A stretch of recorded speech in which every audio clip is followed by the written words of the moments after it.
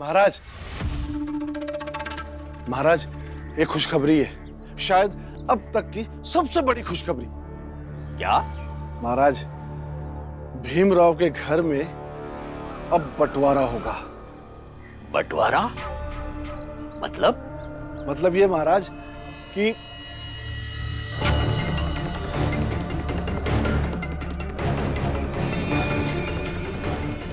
अब पंचायत लगेगी। वो आएंगे और बताएंगे कि ये घर अब कैसे चलेगा। और मुझे तो नहीं लगता हम सबके एक साथ रहते हुए ये घर चल पाएगा। इसलिए अच्छा है कि अब बंटवारा होगा।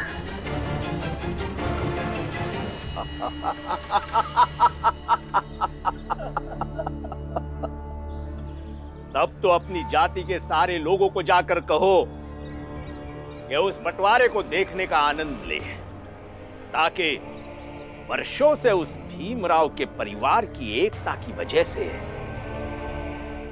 जो हमारी जाति के लोग कमजोर पड़ रहे थे, अब उनमें एक नई ताकत का संचार होगा।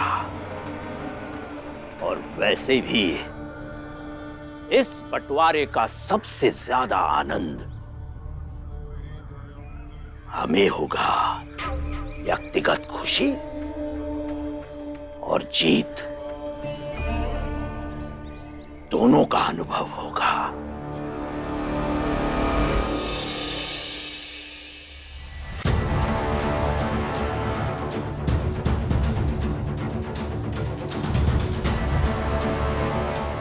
अरे तमाशा शुरू नहीं हुआ अभी। होगा और पुरजोर से होगा, देखते जाओ।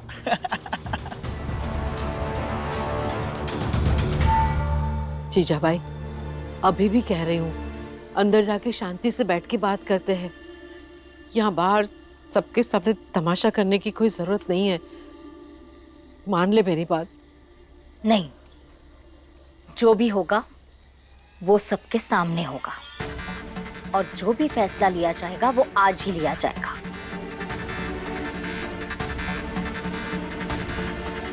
अपनी भाभी का बदला तो मैं लेकर रहूंगी। अब जल्दी से राम जी आ जाए, अच्छे से तमाशा तो तब शुरू होगा। लो, राम जी भी आ गया। आओ राम जी, जल्दी आओ, अब करो निपटारा।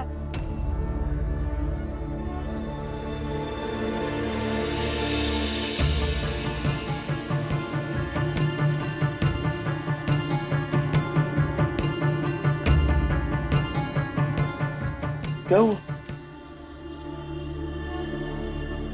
साफ साफ ही कहती हूँ आपसे, आपके बच्चे और मैं साथ साथ नहीं रह सकते। तंग आ गई हूँ मैं। ले राम जी, तेरी बीवी भी अब तुझसे तंग आ गई।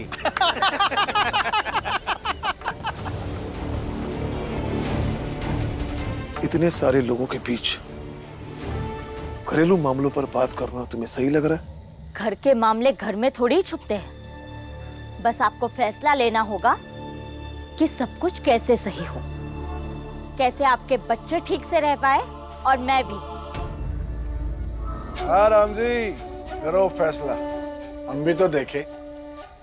शर्म नहीं आती आप लोगों को? घर के आपसी मामलों में कूद कूद कर आ जाते हैं मजे लेने के लिए। नहीं आती शर्म, क्या करें, बेशर्म जो है। आखिरकार तुम्हारा परिवार गांव के हर मामले में टांग अड़ाता है। अब हम भी तो देखें कि अपने मामले में तुम्हारा परिवार क्या करता है। चलो अंदर चल के बात करते हैं। नहीं, आपकी पत्नी होने के नाते आपके मान का ख्याल मुझे भी है, लेकिन इन लोगों से दूर जाकर अकेले में आप अपने बच्चों के पक्ष में फैसला लेंगे। इसलिए बेहतर है सबके सामने आप फैसला लेंगे, ताकि ये भी बोल पाए कि आपने जो फैसला लिया है वो कितना अपने बच्चों के पक्ष में लिया है और कितना मेरे पक्ष में। बताओ क्या चाहती हो तुम? वही करूंगा मैं। बंटवारा चाहती हूं मैं।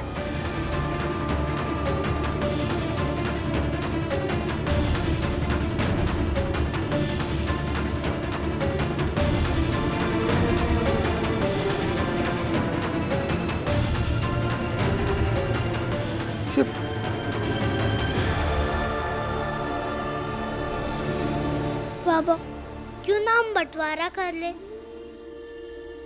कब से समझाने की कोशिश कर रही हूँ, समझ ही नहीं रही है। पता नहीं क्या हो गया है इसे।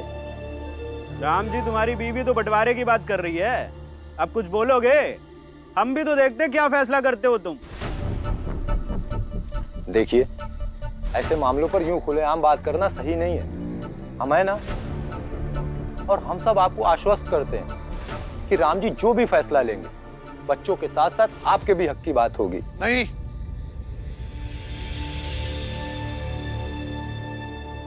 फैसला अभी के अभी कर लेते हैं।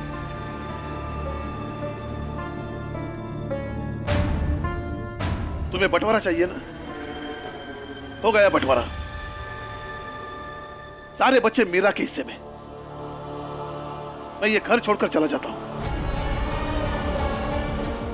जो भी बच गया सारा तुम्हारा।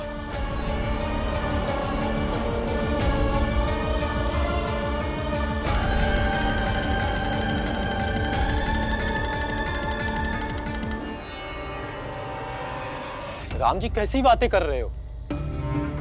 भैया, ये कैसा फैसला है?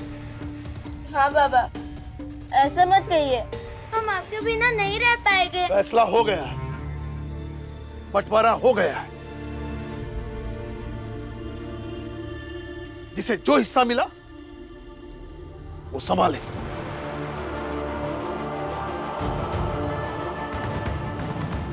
मैं समझ सकता हूं कि तुमने ये बंटवारे की बात क्यों की, क्योंकि बंटवारे में जो भी हिस्सा जहां भी जाए, पत्नी के हिस्से में पति ही आता है। लेकिन तुम गलत सोच रही हो। तुम्हारा पति इस दुनिया से थोड़ा अलग है। अब इस बंटवारे से तुम खुश रहो या दुखी, अब यही तुम्हारी किस्मत है।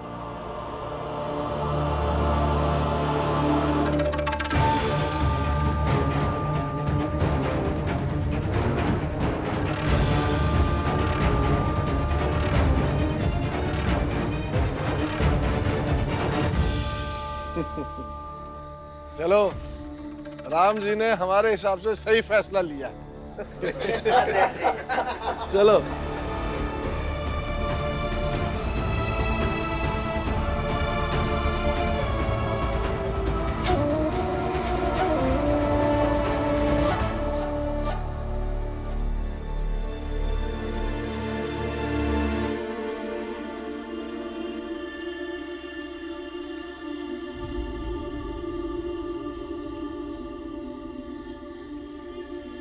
भीम,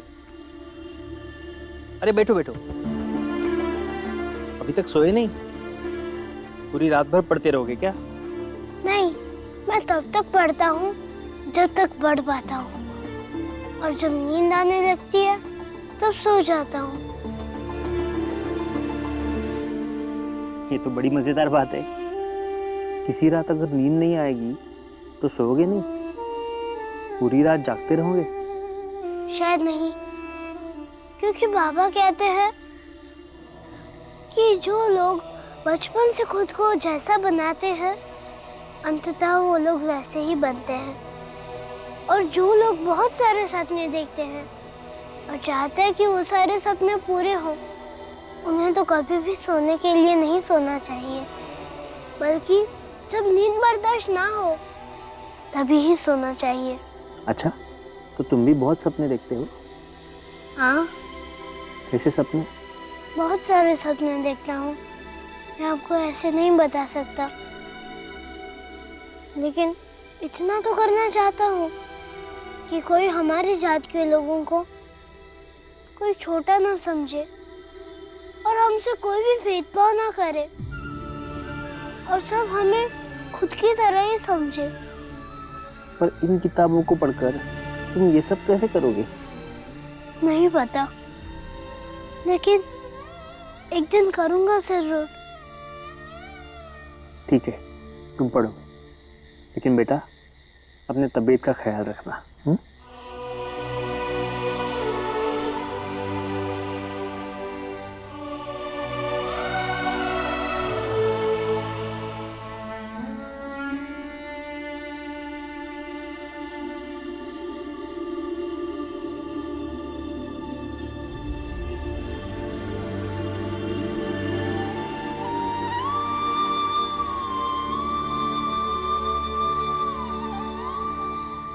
बिल्कुल करेगा।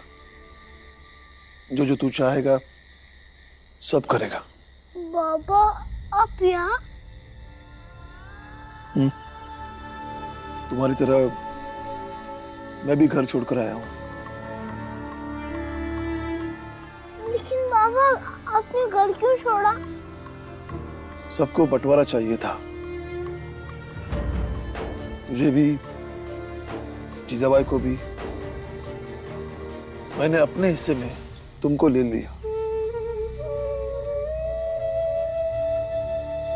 शादी करके गलती जो की थी, शायद तुम्हारे साथ यहाँ रहकर कुछ सुधार पाऊं।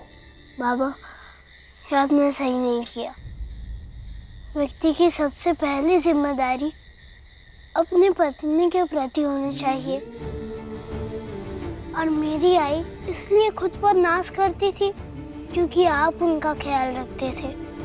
तो तुम क्या चाहते हो? मैं उस औरत के साथ रहूं जिसके आने से सब बिगड़ गया? मैं नहीं जानता कि मैं कितना सही हूं या कितना गलत, लेकिन मुझे यही तरीका सही लगा। लेकिन बाबा ये तरीका गलत है। तो तुम खुश नहीं हो कि मैं तुम्हारे पास आया हूं? ठीक है, चला जाता हूं यहां से कहीं दूर। लेकिन इतना तय है कि मैं घर वापस नहीं जाऊंगा। बाबा आप ऐसी बातें क्यों कर रहे हैं? वाह, तुम नाराज होकर घर छोड़कर जा सकते हो, मैं नहीं छोड़ सकता। तुम्हारी नाराजगी की मैंने कदर की, और मेरी नाराजगी तुम्हारे लिए कुछ नहीं।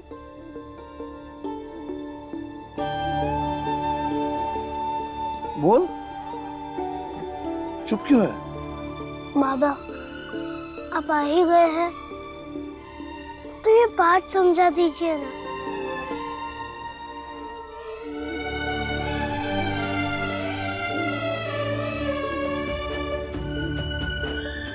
ये दोनों बाप बेटे तो कमाल के हैं।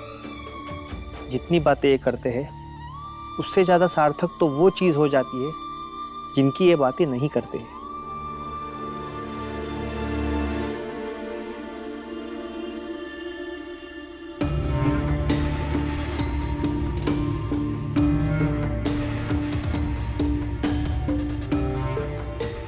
आनंद, तुम भीम से मिले थे? मतलब बाबा मुझसे पहले भीम से मिल चुके हैं? कभी सोचा ना था कि ऐसा भी होगा। मुझे लगा शादी के बाद सब ठीक हो जाएगा।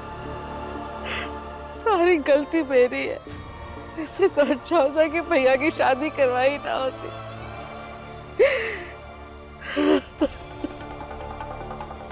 तुम्हें बंटवारा चाहिए ना? हो गया बंटवारा। सारे बच्चे मीरा के हिस्से में। मैं घर छोड़कर चला जा रहा हूं, और जो भी बच गया वो सब तुम्हारा। इतनी आसानी से हार नहीं मानूंगी मैं। फैसला तो मुझे मेरे पक्ष में लेना ही होगा। बात करके, बहस करके कुछ नहीं मिला। मैं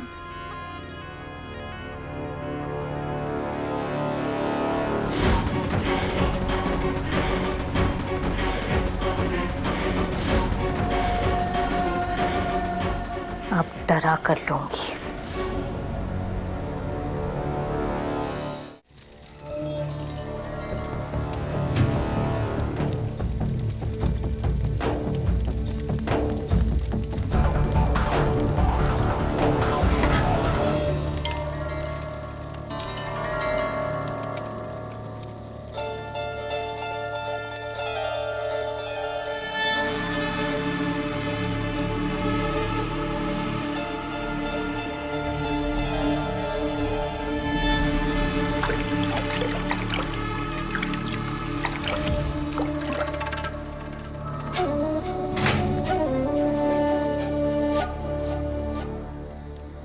बंटवारा मुझे मंजूर नहीं है राम जी। मैं अपना हक लेकर रहूंगी। और वैसे भी इस घर में सब मेरी वजह से परेशान है, तो इस परेशानी को मिटा देती हूँ आज। जला लेती हूँ मैं खुद को, मर जाती हूँ।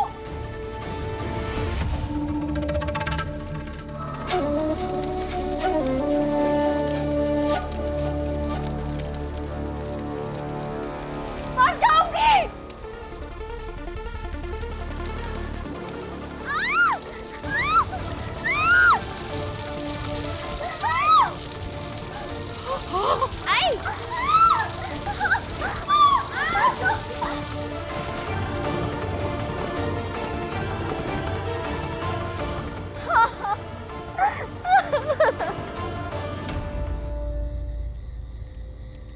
जाइए आप लोग, मैं मरूं या जीऊं, पत्नी को उसका पति चाहिए, ना कि ये खाली घर।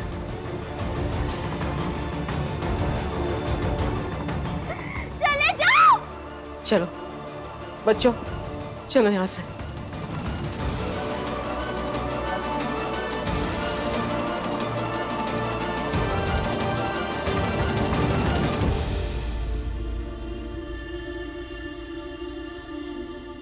देखिए, आपको भीम पसंद हो या ना पसंद हो, लेकिन भीम ने मुझसे कहा है कि आपको कभी भी कोई कष्ट ना हो, तकलीफ ना हो।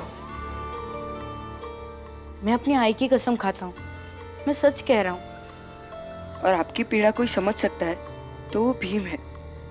आपकी पीड़ा को कोई हरने का रास्ता बता सकता है तो वो भीम है। इसलिए आप भीम के पास जाइए, वो जरूर कोई ना कोई हल निकाल लेगा। अच्छा, मैं भीम के पास आपको लेकर चलता हूँ। तुम्हें पता है भीम कहाँ है? हाँ, मुझे पता है। लेकिन वो मेरी मदद क्यों करेगा? वो तो तुम्हारा भाई है, दीदी का भतीजा है, अपने बाबा का सबसे प्यारा बेटा है। वो तुम लोगों का पक्ष लेगा।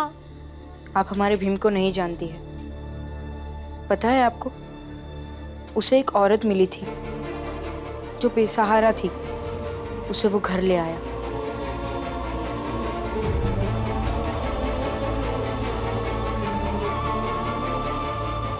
और एक बच्ची जो विधवा हो गई थी, भीम ने उसकी बहुत मदद की। इसके मुंह में जलता हुआ कोयला डाल दिया जाए।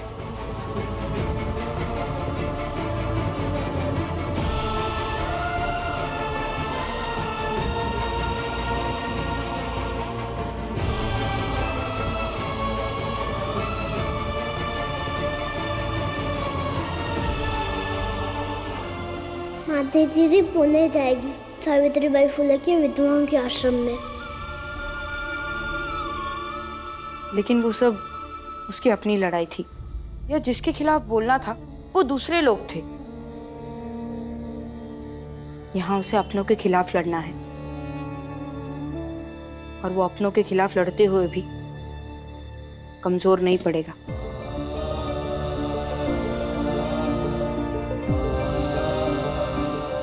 अच्छा, आप मुझे एक बात बताइए, आप इस संसार में सबसे ज्यादा प्रेम किससे करती हैं? अपने बाबा से। आप चलिए, और भीम से मिलने के बाद वो जो भी कहेगा उसकी समीक्षा आप पूरी ईमानदारी से कीजिए। और आपको आपके बाबा की कसम बिना किसी का पक्ष लिए कीजिएगा। और अगर एक पैसा भी मेरा भाई न्याय से हटा तो मैं आपको विश्वास दिलाता हूँ कि मैं उससे जीवन में कभी बात नहीं करूंगा, उससे सारे रिश्ते तोड़ लूंगा। इतना विश्वास है भीम पर? खुद से ज्यादा।